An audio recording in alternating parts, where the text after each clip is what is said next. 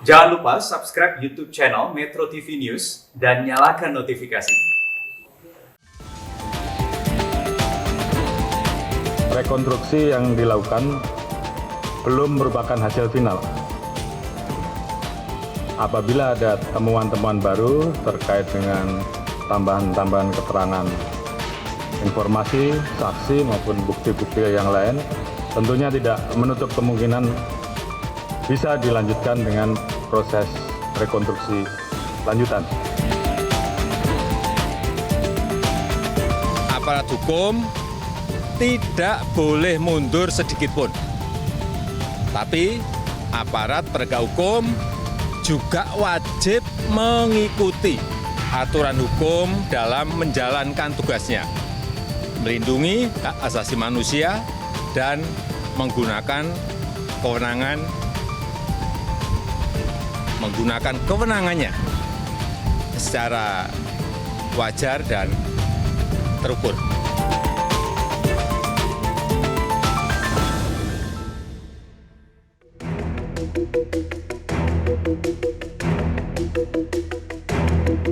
Senin siang, Kapolda Metro Jaya Irjen Pol Fadil Imron memenuhi panggilan Komisi Nasional Hak Asasi Manusia (Komnas HAM). Fadil datang untuk memberikan keterangan terkait tewasnya 6 pengawal Rizik Syihab di Tol Jakarta Cikampek Senin pekan lalu. Usai memberikan keterangan selama 1 jam di hadapan wartawan, Fadil berjanji akan transparan dan memberi ruang terhadap hasil investigasi Komnas HAM.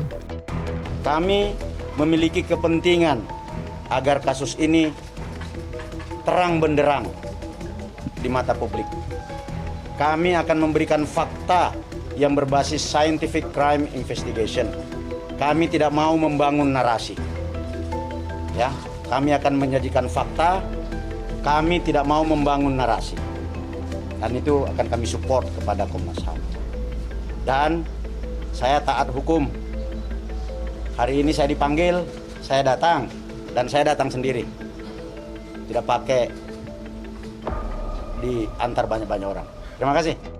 Di sisi lain, Komisioner Komnas HAM BK Ulung Hapsara menyatakan pemeriksaan terhadap Kapolda Metro Jaya dilakukan untuk mencari tahu detail kronologi kejadian penembakan. Seperti halnya pihak kepolisian, Komnas HAM pun berjanji akan mengeluarkan kesimpulan yang transparan setelah mengumpulkan alat bukti lengkap dari berbagai pihak. Jadi sampai saat ini kami belum menyatakan apapun tentang proses yang sedang dijalankan oleh Komnas. Kami berusaha mengumpulkan bukti sebanyak mungkin, baik dari kepolisian, dari Jasa Marga, terus juga kalau ada masyarakat yang punya bukti menjadi saksi langsung atas peristiwa tersebut, kami Komnas HAM dengan tangan terbuka akan menerima informasi tersebut. Usai meminta keterangan pihak kepolisian, Komnas HAM menyatakan tidak menutup kemungkinan akan juga meminta keterangan dari FPI. Hal tersebut akan dilakukan berdasarkan pengembangan hasil keterangan yang dimiliki Komnas HAM saat ini. Tim Liputan Metro TV. Pemirsa sudah hadir lewat di luar studio Brigjen Pol Andi Rian Dir Tipidum Barreskrim Polri. Pak Andi Rian, selamat malam. Selamat malam, Mbak Aviani. Iya, dan hadir juga bersama kita ada Komisioner Komnas HAM, Mas BK Ulung Hapsara. Mas BK, selamat malam. Mas BK, selamat malam. Selamat malam.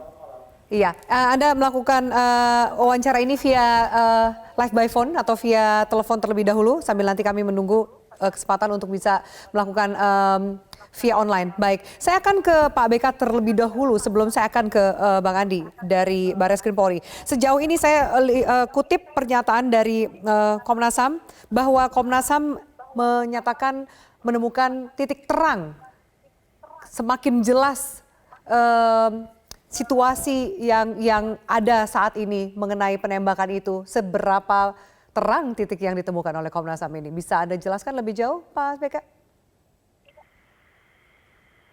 Sejauh ini kami memang sudah mewawancarai atau meminta keterangan dari FPI, dari Jasa Marga, dari saksi-saksi dan juga dari kepolisian. Kemarin Kapolda datang langsung, kemudian juga dari teman-teman Barreskrim juga datang ke Komnas memberi keterangan. Dan itu kemudian melengkapi sebenarnya puzzle-puzzle yang selama ini kita cari, begitu. Dan membuat terang soal kronologi peristiwanya, terus bagaimana kemudian tindakan-tindakan dari polisi maupun juga dari anggota FPI, begitu, sehingga saya kira dalam waktu yang tidak terlalu lama kami bisa mengambil kesimpulan awal, begitu, terus juga diumumkan ke publik, begitu, Mbak. Dalam waktu yang tidak terlalu lama, berarti bisa kita harapkan di penutup tahun ini mungkin ada titik terang yang akan disampaikan oleh Komnas HAM? Ya, kami berharap bahwa dalam waktu sebulan ini kami menyelesaikan penyelidikan ini, terus kemudian mengungkapkan kepada publik. Baik, saya akan ke Bang Andi terlebih dahulu. Sejauh ini kita tahu bahwa ada dari pihak Polda Metro Jaya dan juga Barreskrim sempat melakukan rekonstruksi. Hari ini Kabarreskrim mengatakan bahwa itu bukanlah sebuah rekonstruksi yang final. Masih bisa dibuka kemungkinan rekonstruksi lanjutan. Apa maksud dari Kabarreskrim ini, Bang Andi? Ya, selamat malam. Jadi apa yang disampaikan oleh Bapak Kabarreskrim tadi, saya kira cukup jelas ya, bahwa proses rekonstruksi yang kita sudah lakukan dari sejak Minggu malam sampai dengan Senin dini hari, itu adalah bagian daripada proses penyidikan yang dilakukan oleh Barreskrim. Artinya rekonstruksi yang sudah kita lakukan itu kita susun berdasarkan dari bukti-bukti, keterangan-keterangan yang sudah dimiliki oleh penyidik Barreskrim. Nah, tentunya ini belum selesai. Tadi beliau sudah mengatakan bahwa proses rekonstruksi ini bukanlah sesuatu yang final.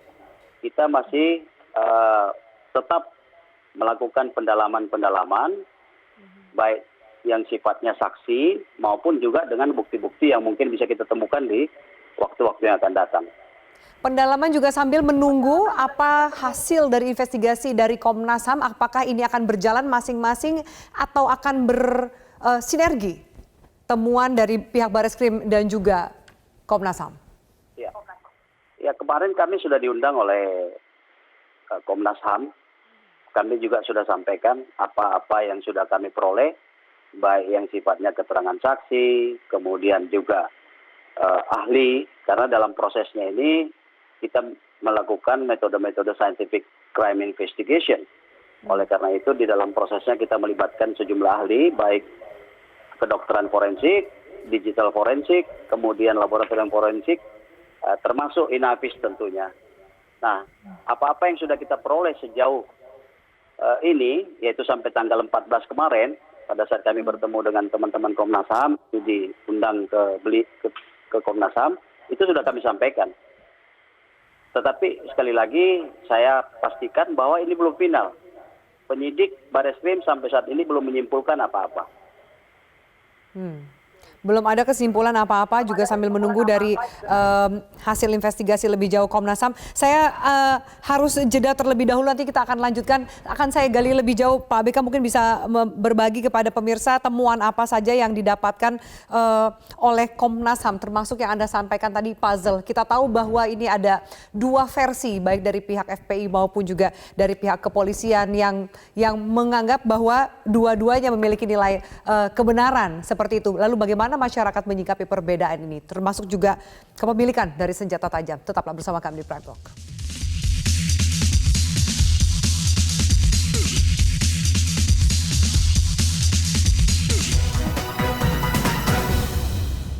Baik pemirsa, saya akan perkenalkan dua narasumber yang bergabung di segmen ini. Pertama sudah ada pengamat intelijen Ridwan Habib. Pak Mas Ridwan, selamat malam. Selamat malam Mbak Afi. Iya, dan satu lagi juga ada anggota Komisi 3 DPR RI, Mas Arsul Sani. Mas Arsul, selamat malam. Selamat malam, Assalamualaikum Mbak Afi. Waalaikumsalam. Baik, Bapak-Bapak, tadi ada dua narasumber yang sudah bergabung di segmen pertama. Ada Brigjen Pol Andirian dan juga Pak BK Ulung Hapsara dari Komnas HAM. Baik, saya akan tanya lebih jauh ke narasumber yang baru saja bergabung. Pak Arsul, dari Komisi 3 sendiri, bagaimana Anda melihat jalannya dua investigasi yang dilakukan antara pihak kepolisian dan juga pihak Komnas HAM sendiri?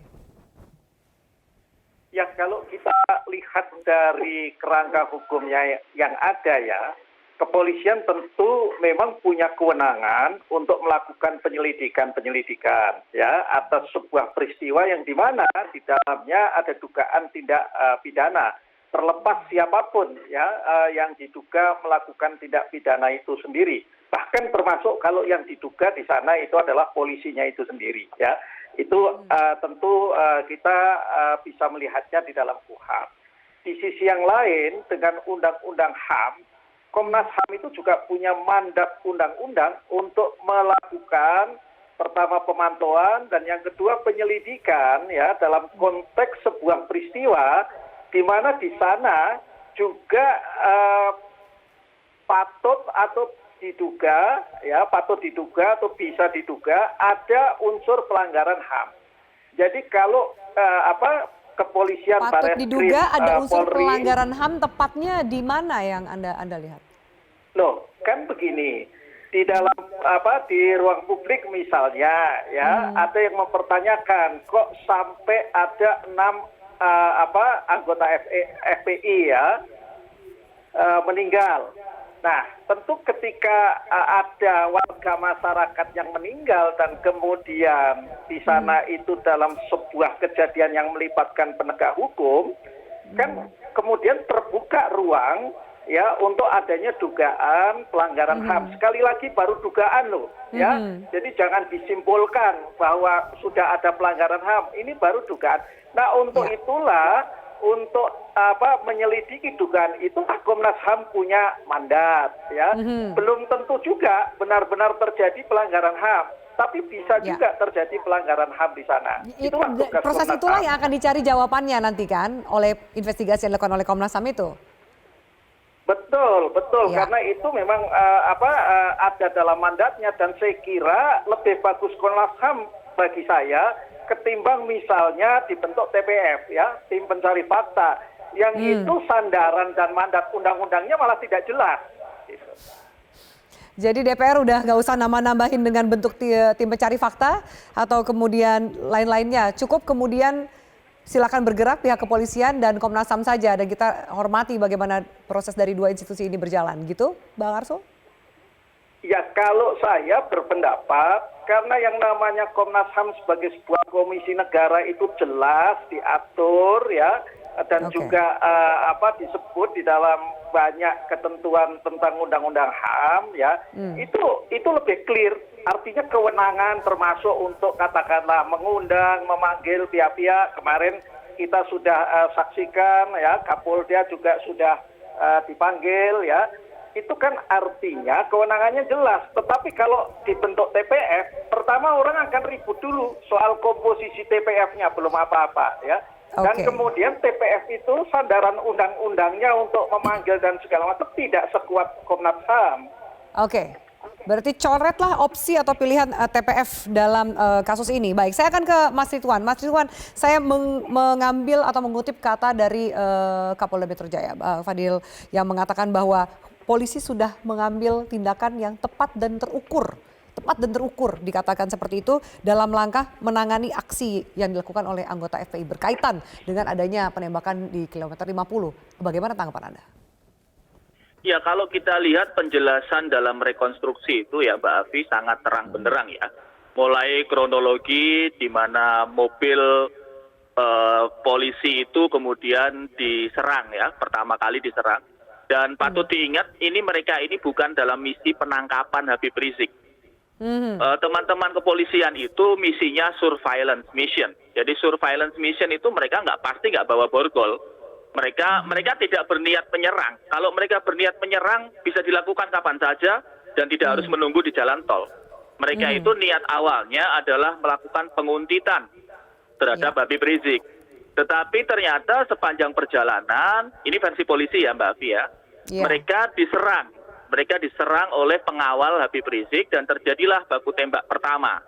Lalu kemudian bisa ditembak ban sebelah kiri dari mobil Chevrolet tempat penjaga Habib Rizik itu. Mereka kemudian menepi di KM 50. Dan pada saat kemudian diamankan, kan sekarang ada pertanyaan, kalau diamankan kenapa tidak diborgol? Kita harus pahami situasinya. Sekali lagi, polisi itu surveillance.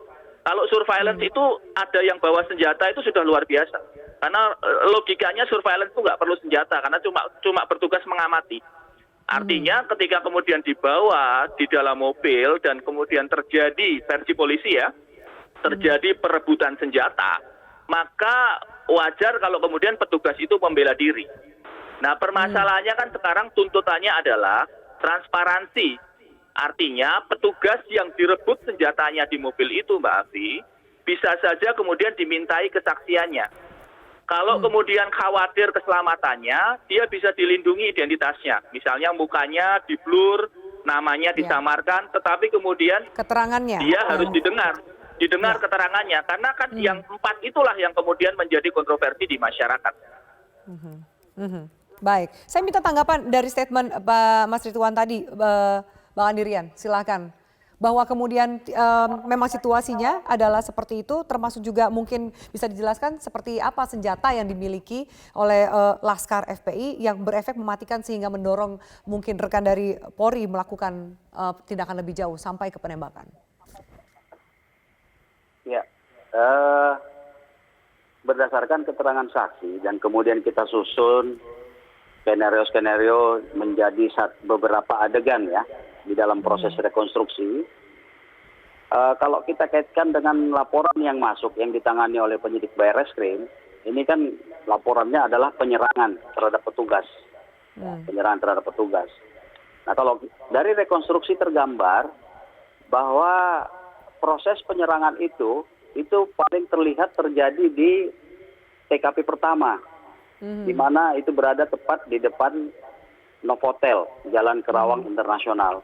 Di mana di situ pada dalam proses rekonstruksi terlihat bahwa mobil petugas dipepet dan bahkan ditabrak oleh 2 mobil pengawal atau mobil laskar khusus yang mengawal Rizik Sihab. Memang mobil yang pertama itu menabrak kemudian langsung melarikan diri. Kemudian yang satu langsung memotong di depan. Dari proses memotong itu, kemudian dari mobil tersebut, mobil pelaku keluar 4 orang yang masing-masing bersenjatakan senjata tajam. Lalu melakukan pengerusakan kepada mobil petugas. Nah, di dalam proses mereka melakukan penyerangan dengan senjata tajam terhadap mobil petugas, petugas kemudian mengeluarkan tembakan peringatan dan mengingatkan bahwa yang dalam mobil itu adalah polisi. Setelah mendengar tembakan, 4 pelaku lari kembali ke dalam mobil. Tetapi di saat yang bersamaan, itu 2 pelaku lain keluar dari mobil, ternyata langsung menembakkan senjata. Menurut keterangan saksi korban, anggota, bahwa tembakan yang mereka dengar itu ada 3 tembakan. Kemudian setelah peristiwa terjadi, hasil laboratorium forensik juga menemukan bahwa ada bekas luka tembak masuk di kaca depan mobil anggota.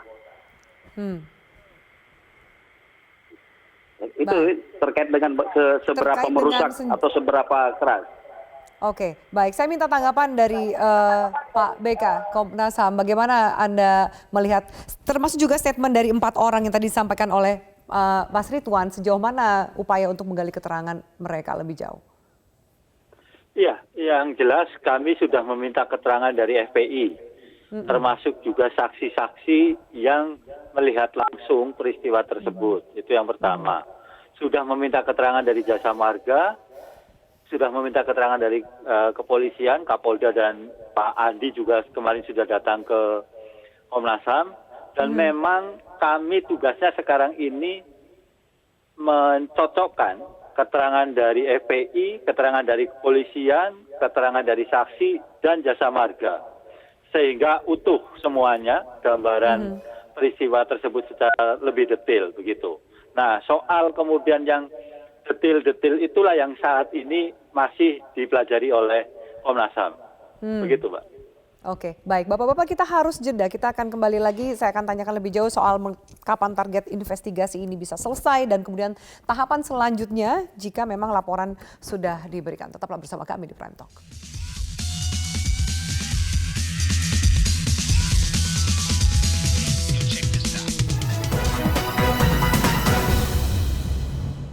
Baik pemirsa, kita lanjutkan. Bang Andi, saya akan ke Anda terlebih dahulu soal kemudian senjata. Tadi sempat saya ingin memberikan pertanyaan follow up lebih jauh. Ada juga statement dari Munarman yang mengatakan bahwa sebenarnya senjata Laskar FPI tidak dibekali oleh senjata. Itu hanya tanda kutip rekayasa dari pihak kepolisian dan narasi itu yang saat ini tengah berkembang. Anda ingin mengklarifikasi lebih jauh atau menanggapi? Ya, sekali lagi saya sampaikan, saya tegaskan bahwa penyidikan yang dilakukan oleh Polri ini kan berdasarkan alat bukti. Ya, alat bukti itu ada keterangan saksi, kemudian didukung dengan keterangan ahli, dan surat maupun petunjuk. Nah, khusus terkait dengan senjata tersebut, ya tadi seperti di awal saya katakan bahwa dari fakta hasil pengujian laboratorium forensik melakukan olah TKP terhadap mobil, itu memang faktanya ditemukan ada perkenaan tembak masuk ya di kaca depan. Nah, kemudian juga kami menemukan saksi di rest area pada saat mobil pelaku sudah berhasil diberhentikan. Itu ada saksi yang melihat bahwa petugas yang ada di sana yang melakukan penggeledahan selain menemukan senjata tajam, itu juga menemukan terlihat mengeluarkan senjata api dari mobil. Ada saksi yang mengatakan itu. Ada saksi yang mengatakan ya, itu. Ada saksi. Ya. Bagaimana dengan kendaraan lainnya? Ada mobil lainnya selain satu mobil ini. Apakah sudah digali atau dicari lebih jauh keterangannya? Masih banyak juga orang yang berada di dalam mobil-mobil lainnya yang bertugas untuk mengawal. Inilah yang saya katakan di awal, di depan, bahwa kita sedang dalam proses penyidikan ini belum selesai. Rekonstruksi itu adalah bagian daripada penyidikan. Dan saya katakan di depan bahwa penyidikan ini belum selesai. Masih banyak hal yang sedang didalami oleh penyidik. Kita coba gali. Termasuk terkait dugaan ditabraknya mobil petugas pertama kali oleh satu mobil pelaku yang kemudian melarikan diri. Nah, ini juga kan menjadi sesuatu yang harus kita buktikan, harus kita faktakan. Mas Ridwan, tadi Anda sempat menyampaikan saat diskusi off-air kita soal masih banyak sekali celah yang perlu digali lebih jauh. Salah satunya mungkin diantaranya adalah pembuktian soal 3 mobil lainnya dan kemudian siapa yang mengarahkan, apa benar atau tidak dibekali senjata atau tidak. Apa mungkin Anda ingin menambahkan lebih jauh apa yang harus juga diperhatikan hal detail dari 2 investigasi yang berjalan ini? Pertama tentu tadi sudah disampaikan dari Pak Andi kepolisian itu kan penyerangan pertama itu di bundaran Hotel Novotel Karawang. Dan di situ pasti saya yakin ada CCTV. Nah, itu bisa dimulai dari situ, Kemudian yang kedua, Afi, pengawal Habib Rizik itu adalah tim. Artinya tim itu mereka bukan berangkat atas inisiatif pribadi. Mereka itu adalah bagian dari organisasi FPI. Artinya bisa kemudian didengar keterangan dari 3 mobil yang lain. Karena kan yang kejadian kan 1 mobil, yang Chevrolet. Sementara 4 mobil yang lain kan juga ada isinya para pengawal Habib Rizik. Jadi bisa ditanya apakah mereka berangkat itu dibekali senjata atau tidak. Siapa yang memerintahkan mereka mengawal? Apa perintahnya? Apakah betul ada perintah harus menabrak si penguntit? Apakah betul ada perintah penyerangan? Jadi memang mereka harus dipanggil sebagai saksi. Soal rekaman yang beredar yang disampaikan sempat disebut bahwa itu adalah rekaman percakapan dari pihak Laskar pada saat kejadian. Ya, voice note itu kan beredar di WhatsApp group yang saya duga itu didapatkan dari handphone pelaku ya. Tapi kan WhatsApp grupnya itu kan voice note-nya belum tuntas. Ada sebelumnya dan ada setelahnya. Nah, ini saya kira nanti Komnas HAM bisa meminta itu dari pihak FPI, terutama dari teman-teman yang satu WhatsApp grup dengan 6 korban yang meninggal itu. Jadi kan mereka bisa didengar keterangannya. Kan jelas di situ kan kalau kita lihat voice note yang beredar itu kan ada perintah gimana nih tabrak nggak, gimana nih halangi nggak, kan ada perintah seperti itu. Ya. Jadi itu bisa kemudian didalami apakah itu memang sistematik ataukah ini spontanitas di lapangan. Itu kan penting juga untuk didalami ya. Untuk kita lihat lebih jauh. Baik, silakan Pak BK menanggapi tadi percakapan atau statement dari narasumber yang lain. Ada soal 3 mobil yang lainnya, kemudian voice note yang beredar, termasuk juga CCTV di jalan tol pada saat itu di kilometer 50 yang sempat dikatakan awalnya rusak tapi ternyata kemudian diralat. Bagaimana status dari CCTV itu hari ini, Pak BK? Iya, terima kasih. Pada prinsipnya begini, Komnas HAM itu melakukan penyelidikan bukan hanya pada saat kejadian di kilometer 50 saja, tetapi juga sebelum dan sesudahnya. Kenapa kemudian penyelidikannya sampai sejauh itu? Karena supaya kita melihat konteksnya, begitu. Jadi tidak hanya fokus pada kejadian saja, tapi konteks yang lebih luas seperti apa. Karena apa?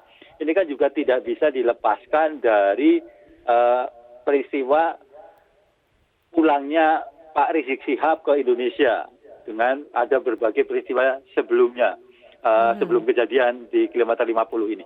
Nah, itu yang saya maksudkan dengan konteksnya. Itu yang pertama.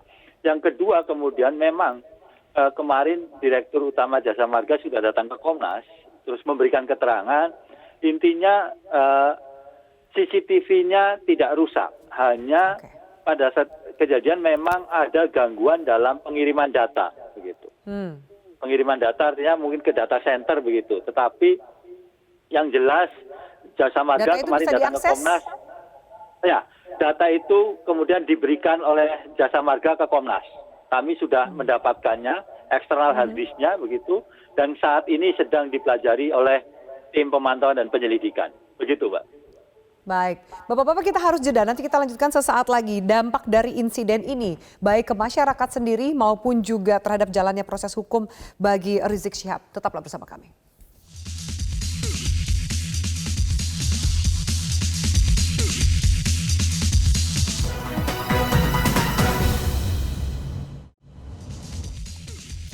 Baik pemirsa, kita lanjut ke segmen keempat di mana kita akan bahas lebih banyak ke dampak dari insiden ini terhadap jalannya proses hukum terhadap pimpinan FPI dan juga kemudian bagaimana dampaknya kepada masyarakat sendiri. Saya akan ke Pak Arsul. Pak Arsul, bagaimana kemudian kita meminimalisir dampak yang negatif atau yang tidak kita inginkan, termasuk juga perpecahan di masyarakat. Bagaimana menjaga itu, situasi itu tetap bisa terjalin?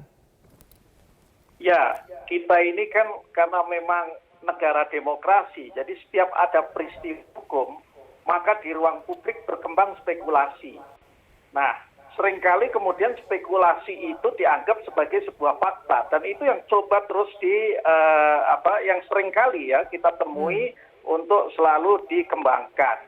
Nah, tetapi ketika dalam peristiwa ini, ya bukan hanya Barreskrim Polri yang melakukan penyelidikan, tapi ada komisi negara yang lain, dalam hal ini Komnas HAM yang juga melakukan penyelidikan.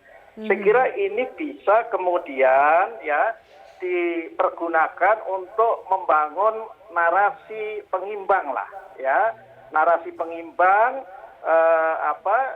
yang mengajak masyarakat tentu untuk melihat kasus ini berdasarkan pengembangan penyelidikan yang dilakukan, ya, terutama oleh Komnas HAM. Karena itu kita harapkan juga Komnas HAM juga meskipun tentu ada hal-hal yang belum bisa dibuka kepada publik, itu juga perlu untuk mengupdate juga ya apa yang sejauh ini perkembangan terbarunya dikerjakan, untuk mengimbangi dari sisi kepolisian, karena kan Pak Andi dan kawan-kawan di Barreskrim ini kan sering melakukan update, apalagi divisi humasnya itu ya, semangat sekali untuk melakukan update dari waktu ke waktu.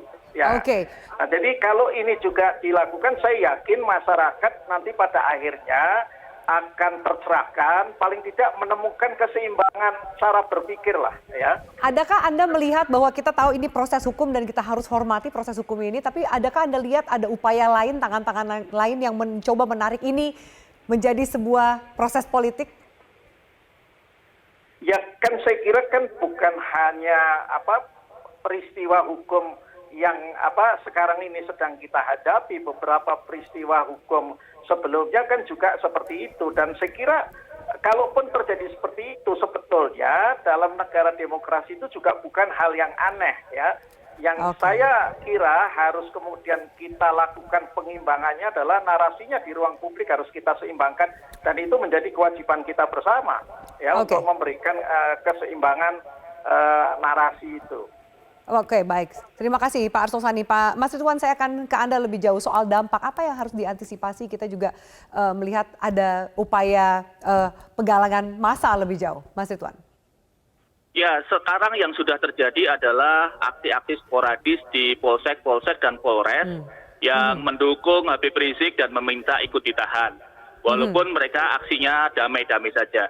Dan besok Mbak Afi tanggal 1812 itu akan ada aksi Putihkan Jakarta di depan Istana Negara. Dan juga ada aksi di kantor pos besar Yogyakarta dan di Surabaya. Artinya sudah mulai teman-teman dari kelompok FPI ini menggunakan media demonstrasi yang sebenarnya dalam hidup di Indonesia itu boleh-boleh saja, sah-sah saja. Akan tetapi teman-teman kan harusnya juga memahami bahwa prosesnya masih berjalan, proses Komnas HAM-nya masih berjalan, proses Bareskrimnya berjalan. Saya setuju dengan Bang Arsul tadi, Komnas HAM saya kira harus memberikan update yang terus menerus ya Mbak Afi ya, supaya kemudian masyarakat itu punya informasi pembanding. Kalau kepolisian kan terus menerus. Betul. Jadi jangan sampai ini kemudian dibawa ke ranah politik. Nanti kemudian seolah-olah yang benar adalah yang paling banyak masanya. Nanti kalau kemudian kumpul semua di Monas, ada ribuan orang, ini era corona, kasihan juga Pak Gubernur yang sekarang masih sakit kan, Mas Anies. Ini susah lagi nanti kalau kemudian coronanya masih ada, demonya masih ada. Lah kita mau kemana gitu loh Mbak. Bertambah dan baik. Terima kasih Mas Ridwan. Baik, saya minta tanggapan ke Bang Andi. Tadi statement bahwa ada tekanan massa, kita juga sempat lihat ada viral beberapa kantor kepolisian yang diserbu oleh massa yang mengatakan ingin ikut ditahan. Bagaimana situasi keamanan sejauh ini, mitigasinya secara keseluruhan? Sejauh ini bagi kami penyidik sih tidak berpengaruh ya dalam menangani kasus ini. Tetapi memang juga kita ketahui dari media bahwa ada proses-proses melakukan ajakan-ajakan dan demonstrasi. Dan sejauh ini masih terkendali, masih aman. Saya tahu bahwa pimpinan Polri juga sudah mengarahkan, sudah memberikan arahan-arahan teknis guna mengantisipasi hal-hal ini. Jadi dampak secara sosial di masyarakat tidak terlalu besar adanya proses ini. Bagaimana dengan proses hukum terhadap pimpinan FPI sendiri? Begini, kalau penyidik kan tidak bersentuhan langsung dengan itu. Artinya kami sampai sejauh ini, saya sebagai penanggung jawab di Direktorat Tindak Pidana Umum melihat bahwa proses penyidikan yang kami laksanakan tidak terpengaruh apa-apa. Baik. Dan jaminan keamanan ya Pak, ketika tadi sempat disebutkan ada acara tanggal cantik lagi 18, 12 dan lain-lain. Ya, insya Allah saya yakin masyarakat Indonesia sampai saat ini sudah makin dewasa ya. Sudah banyak kejadian-kejadian yang bisa menjadi pelajaran bagi kita semua. Oke, baik. Message-nya adalah kita hormati dulu proses yang berjalan tadi disampaikan oleh Mas Arsul dan juga Mas Ridwan. Saya akan terakhir ke Pak BK Pak BK, bagaimana masukan ini juga bahwa harus diupdate lebih jauh supaya tingkat keyakinan masyarakat, semua pihak bisa menahan dan menghormati proses yang berjalan. Apalagi yang dibutuhkan oleh Komnas HAM lebih jauh. Apakah ini akan menjadi kendala soal tekanan massa, soal mungkin perang cyber di media sosial dalam jalannya proses ini Pak BK? Ya, dalam kesempatan yang baik ini saya ingin memastikan bahwa Komnas HAM akan terus berusaha objektif dan juga independen. Karena mandatnya memang lembaga negara independen. Itu yang pertama. Yang kedua, analisanya tentu saja analisa memakai instrumen hak asasi manusia dan juga peraturan internal di kepolisian. Di kepolisian punya peraturan Kapolri nomor 1 tahun 2009, juga peraturan Kapolri nomor 8 tahun 2009. Itu bisa dipakai. Nah, terkait dengan update, saya kira memang kami terus mencoba mengupdate apa saja yang sudah kami lakukan dan apa yang akan kami lakukan. Ini juga untuk mengatasi begitu disparitas informasi atau kemudian simpang siurnya informasi terkait dengan upaya yang sedang dilakukan oleh Komnas HAM. Tetapi juga yang terpenting saya kira begini, masyarakat, saya sepakat dengan Bang Arsul tadi, masyarakat harus bersabar sedikit. Kami sedang bekerja sekeras mungkin, secepat mungkin, sehingga hasilnya bisa objektif dan adil. Berdasarkan fakta-fakta dan bukti. Itu yang pertama.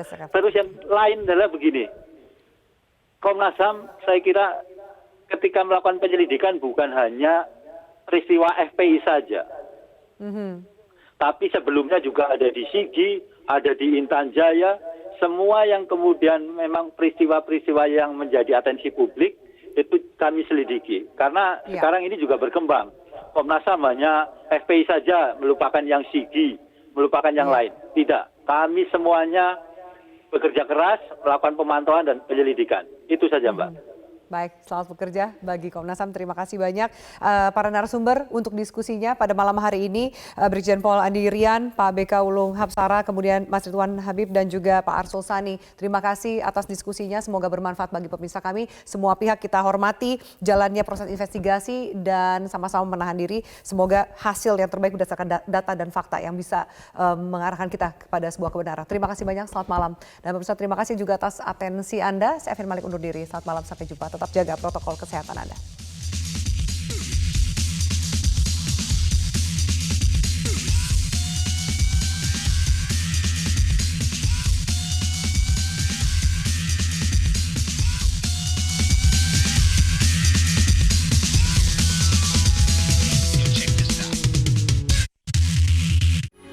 Metro TV, knowledge to elevate.